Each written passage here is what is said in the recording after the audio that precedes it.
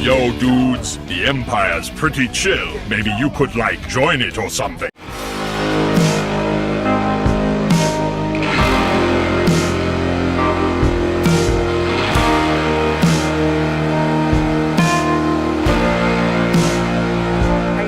Lucamus Prime here, so it's time for another movie review. And today, guys, I'm going to be reviewing another installment of the live-action standalone Superman movies, and this time, guys, this version of the movie I'm going to be reviewing is actually going to be a director's cut. And, guys, this director's cut, guys, is what I'm going to be reviewing is the Richard Donner cut of Superman 2. So, yeah, now, so it's part of this collection, guys, of my Superman standalone movies on Blu-ray. So, yeah, as you can see, it is included in this list here, as you can see. So, yeah, I was able to watch it via a DVD of it, and yeah. And just so you know, guys, for those of you who may not know, or some of you who do know, this movie is my all-time favourite DC movie ever. I really love this movie, and I consider it to be Richard Donner's best work, in my opinion, and yeah. So, I absolutely love it. And yeah, I prefer it way more over the theatrical version, which was done by Richard Lester, because he reshot lots of Donner's scenes, so yeah. And I really do love this movie so much, guys. I really do. So let's talk about the story. So yeah, now, the story is, shall we say, quite similar to the theatrical version of Superman 2, because many of the scenes from that movie are by Richard Donner. So yeah. When it comes to footage which is retained, of course, the scenes which are retained are, of course, the scenes featuring Lex Luthor, because Gene Hackman is one of the criminals who did not return to do reshoots, so all of his scenes in the theatrical version were filmed by Richard Donner. So yeah, they are retained in this version, but they're either expanded on, or there's even more scenes featuring Gene Hackman as Lex Luthor, so yeah. But many of his scenes from the theatrical version do return in this, so yeah, which is pretty cool. Really nice to see. And it was really, really great. And the Battle of Metropolis is also very similar as well in many aspects. And also the confrontation of Fortress of Solitude is also fairly similar, but there's many different things about it. So, yeah.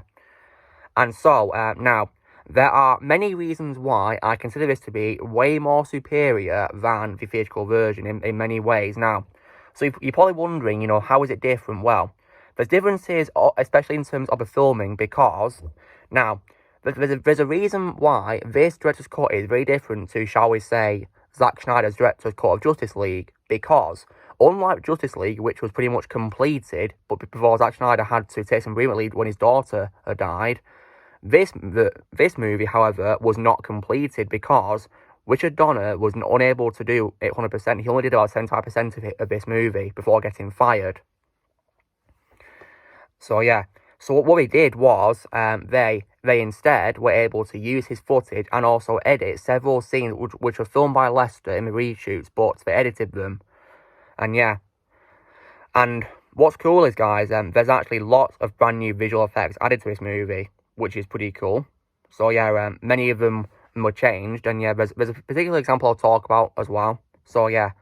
And also, guys, there is one thing which is notable about this movie, being that many different cuts of scenes are included. So, a notable example, guys, is the scene where Lois proves that Clark Kent is Superman, because it's very different to the theatrical version, because what they did is they used test footage of Christopher Reeve, rest in peace, and Margot Kidder, rest in peace as well.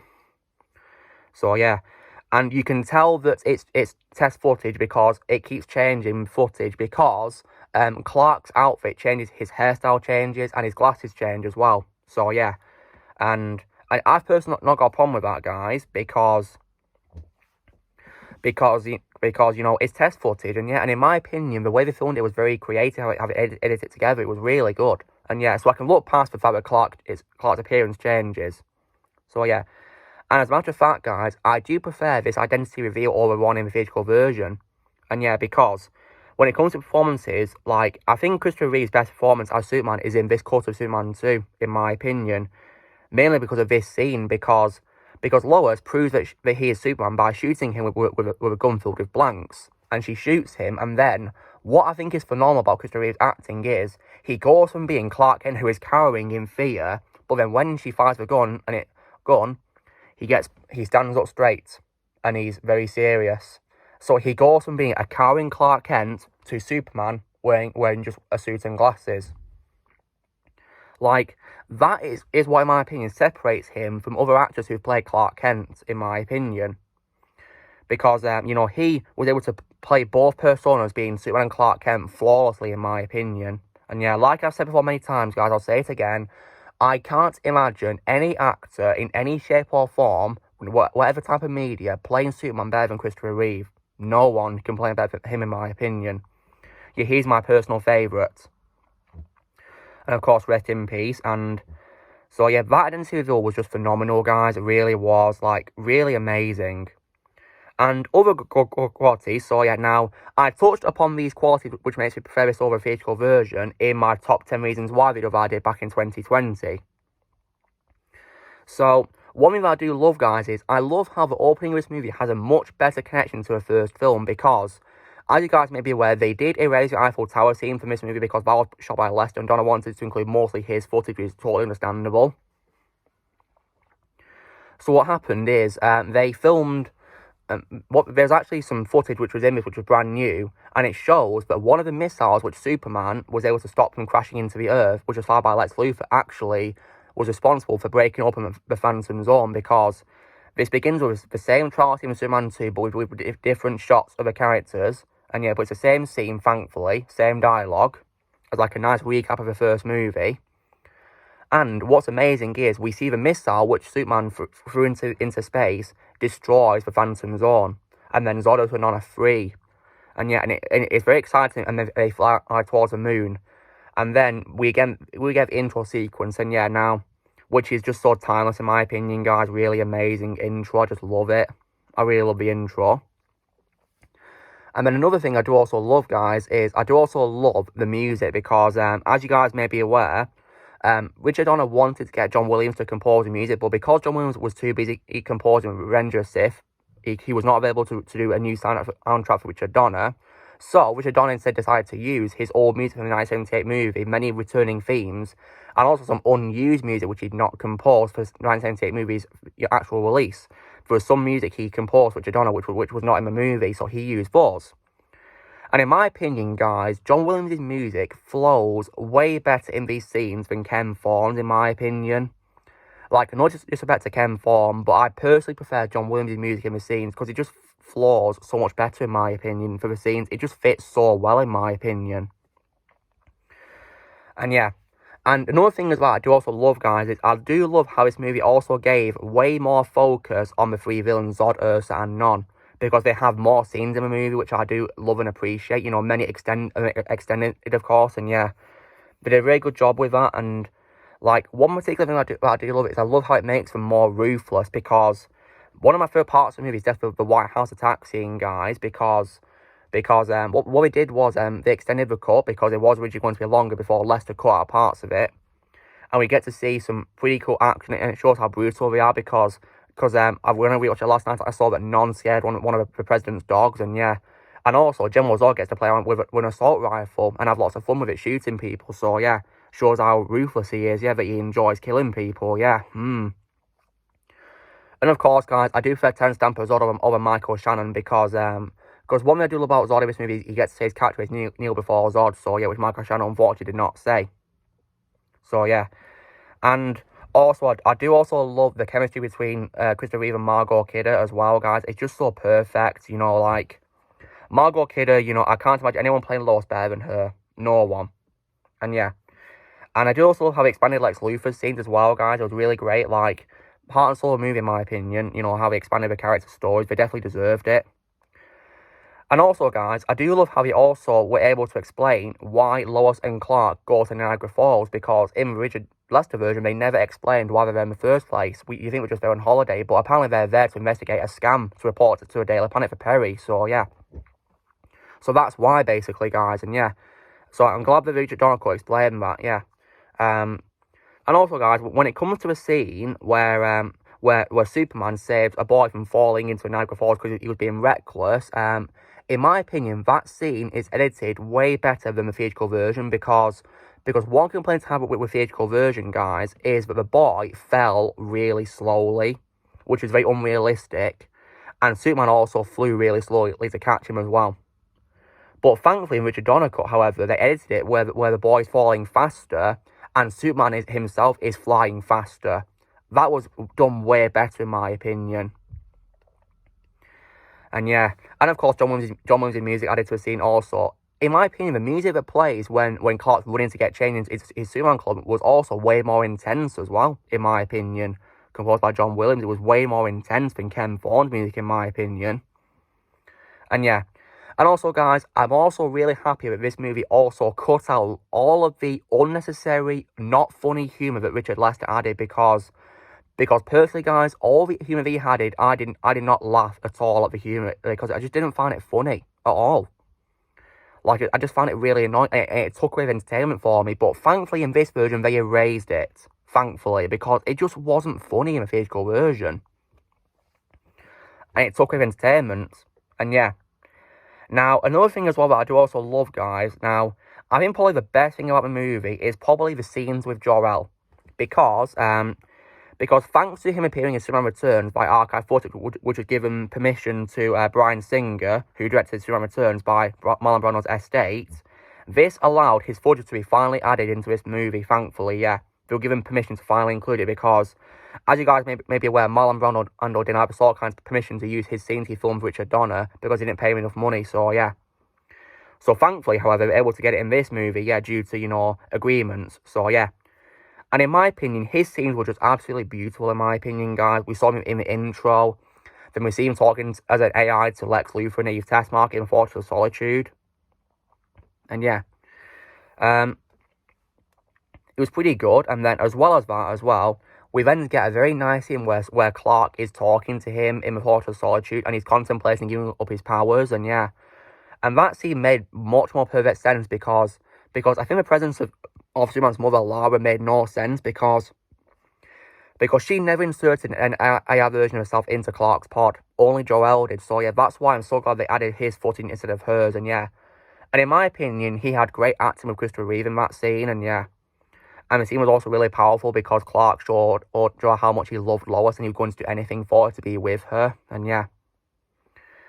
And then he went in. And also, they also thankfully fixed the inconsistency with regards to the depowering zone because in, the theatrical version, not only was Clark in pain and also his clothes disappeared and turned into his citizen clothing. Instead, however, he went into the depowering zone wearing his Clark Kent outfit, not his Superman clothing, and yeah, the clothes didn't disappear, they just stayed on, and he didn't show that much pain either because, and you can probably tell, you can't really tell because they do blur out part of his face and stuff like that, so you can't really tell, and yeah, and thankfully guys, in the climax of the movie, when he's pretending to lose his powers, and he tricks Zod for none, to get their powers depowered, they also blurred out Superman inside the pod, depowering, so it doesn't look like he's in pain because one thing that's confusing is even though Superman showed pain when he lost his powers, the other Kryptonians didn't show pain when they lost their powers. They didn't even appear to notice at all. So yeah.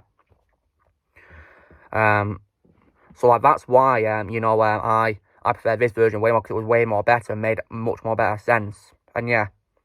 Also guys, I do also love as well how they cut out the stupid, unnecessary powers which they added to the characters, which were just so stupid. For example, Zod's laser coming out of his hand, and also being able to teleport and produce holograms of themselves. Like, that was just so stupid and made absolutely no sense.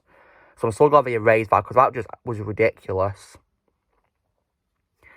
And as well as that, guys, they also erased, the fight scenes in East Houston, because they used those stupid powers, and yeah. Thankfully, they kept the scene with the helicopter, and that was, much better because they still used their normal powers and didn't use any random new ones out of nowhere, thankfully. And yeah. And when it comes as well to a scene where they do confront that sheriff who is, in the way of his car, they do retain footage by Lester with a gun, like, floats into Zod's hands. So yeah, it's probably because they didn't have any alternative footage, so I can accept that because they didn't wait, like I said before, they weren't able to complete the movie. So yeah. So I can accept that, yeah. And one other inconsistency that I know many people have with this movie is of course, how Eve Tessmarker appears to disappear from the storyline. Well, I think her scenes in the movie, which was shown in this thanks to Richard Donner's footage, could probably explain why she's no longer with Lex Luthor in the White House scene, because she needs to go to a bathroom and Fortress of Solitude, and it appears to annoy Lex, so I can picture it as him being so annoyed with her for slowing him down that he decides to get rid of her, and that's why she's no longer with him when he visits the White House, so yeah. That's what I like to picture as, guys, where he abandons her because she's holding him back due to, doing something when we're supposed to be leaving the Fortress of Solitude, because, she was, making him late, because he wanted to leave it, yeah, to destroy Superman. So, yeah. So, thankfully, this card I do prefer in terms of, E-Test marker scenes, yeah. And also, when it comes to, as well, other things about it, I also, as well, want to also address the Battle of Metropolis, because in my opinion, it's also way better in this movie than the theatrical version in many aspects. Now, one thing that I know a lot of people don't like about this version is Superman's opening line he says to Zod, where he says, "General, haven't you heard of freedom of the press?" Now, personally, guys, I do prefer that line over, "General, would you care to step outside?" Because it makes much better sense, because press is a term referring to newspapers, and the Daily Planet is a newspaper building. So yeah, in my opinion, it makes great sense for you to say that. So I personally haven't got a problem with that being included. And yeah, now you're probably wondering about someone getting his powers back. Well, because they did use Jaw's footage, they did include, in my opinion, a very beautiful and very powerful scene where Jor-El returns as, like, a projection, and he gives Clark his energy back, and he sacrifices himself to give his son his powers back. So, yeah. That was just so emotional, in my opinion, guys, and a very beautiful scene where they were able to bring him back to being Superman. Like, oh, wow, it was so great. Now, when it comes to the Battle of Metropolis, guys, yeah, one thing I do also like is how they expanded on the conversation Zod has with Superman, where after Superman says he's not a coward, Zod says, like father, like son, so that was added much more weight to the story. And also, as well, they added much more fight scenes as well, and there's even a pretty cool part where Zod drop kicks Superman into a torture Statue of Liberty, guys, which is pretty brutal, so yeah, poor Supes. And yeah. And also, as well, where he's fighting Ursa and he punches Non onto sending flying into Empire State Building. So, yeah. I'm glad they included new scenes for that purpose. And, yeah. And yeah. So, yeah. And it's quite similar to one from the theatrical version. Apart, of course, erasing the stupid jokes they added, which weren't funny. And they also thankfully erased that line which a citizen said, which says, "Oh, hi, Clark," when someone lands on the car. Because that's going to expose his identity, guys. So, like, really? Thankfully, in this version, they erased that. Thankfully. And also, guys, when it comes to Ursa herself, I am also so glad that they retained Sarah Douglas's natural speaking voice as her, and they did not give her, a redub like they did in the theatrical, because that was just totally necessary, in my opinion. That was not needed, because Sarah Douglas's voice, in my opinion, guys, naturally is menacing. It did not need to be redubbed by another actress, because, in my opinion, it was so menacing. And yeah, and she's a very nice actress, guys, very nice person. Yeah, she's got on YouTube channel as well, guys, so please go subscribe to her. And yeah, and she was just, did play so well in this cut of a movie. And yeah, I like how this cut gave her much more to do as well, which was really good. Like, for example, in the White House scene, she rips the badges off the staff which are there in the room, in the Oval Office with the president. And yeah. And also, as well, when it comes to a confrontation at a Fortress of Solitude, I do like how he gave Zod more lines, such as when he lands there, he says, "Show yourself, coward," and then, "Son of a coward," and yeah. And they added much more emotion to it, like, because they erased the stupid fight scenes, which made no sense, like someone being able to throw his S symbol at Non, which was just ridiculous, and also the teleporting and the white lasers. Thankfully they erased that. Like, in my opinion, the emotion when it comes to the dialogue was way better executed, in my opinion. And yeah. I also think John Williams' music also flowed better in that scene than Ken Thorne's as well. And yeah. And also, guys, one thing I do also love, guys, is I think this movie also has a way better ending than the theatrical version, because I love how at the end, Lois and Superman finally confess their love for one another and they have a very nice kiss. I was so happy about that. Like, whenever you watch that scene, guys, I always smile because it's so nice to see. And yeah. They claim their love for one another, and yeah. And then Superman decides to sacrifice everything by destroying the Horse of Solitude because he's had enough of everything that's happened there. So he destroys it with his heat vision, and yeah. And then he takes Lois back to her apartment. Nice little callback to the first movie, in my opinion. How they expand on that scene as well, because in a theatrical version, guys, they cut their conversation to being so short with him flying away quite quickly. So I do love how, you know, that scene had them talking about, and Lois accepts that, you know, Superman, he can't be with her due to having to identity being Clark Kent and Superman, you know, so yeah. In my opinion, that was executed way better than the ending of Superman 2's theatrical version, because that ending depressed me, guys, when she was having a breakdown. It just depressed me. I need to wipe a memory out with his memory wipe kiss, so yeah. And also, as well, now, when it comes to a scene where Superman turns back time, yeah, I personally do prefer that scene over the time travel scene in the first movie, because the first one was a bit confusing because some of the characters remembered the disaster which Superman averted, even though they shouldn't have happened due to him turning back time. But thankfully, in this version of the movie, however, the characters don't remember a thing when Superman turns back time. Thankfully. And, you know, now, people are going to be asking, you know, why didn't Superman turn back time earlier? Well, I think I'm going to picture, guys, as him having enough, because he wants to, like, resolve things, and he thinks he can do it, you know, just by manually stopping everything himself, until he realises he's had enough, he's done. He wants to revert everything back to how it was before it all went wrong, you know? So, yeah. Like, that, in my opinion, guys, was, you know, done way better than the first movie's time travel scene, in my opinion. It made much better sense, yeah, turning back time in this. So, yeah.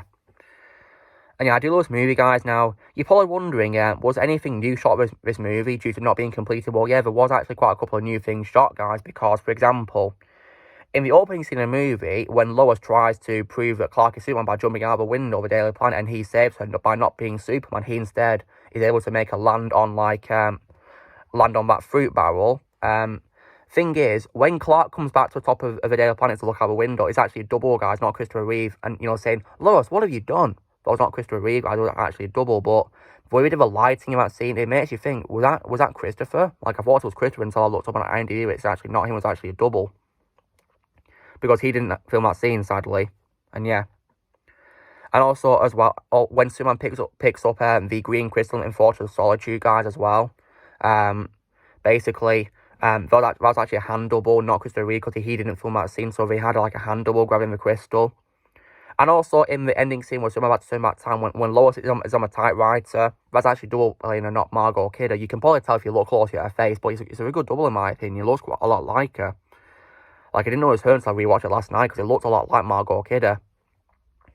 And yeah. And also, when it comes to a scene in the cantina, guys, you know, that you know, truck driver's diner area, you know, Rocky is a very unlikable character, guys, but played very well by his actor, because I do believe he's like a real life wrestler, guys. So yeah. And yeah, he made him very unlikable, he played him very well. And yeah. There's like an inconsistency with the theatrical version, because Lois says it's not Clark's fault, he didn't know Zod was going to be here, and then Clark says he knew. He's talking about Jor-El, guys, but because Jor-El's not in the movie, it made no sense. But thanks, because he's in this movie, it made much better sense. So yeah. So I'm glad that they did that, yeah, how they included, you know, Jor-El's scene, because it made much better sense with this, and yeah.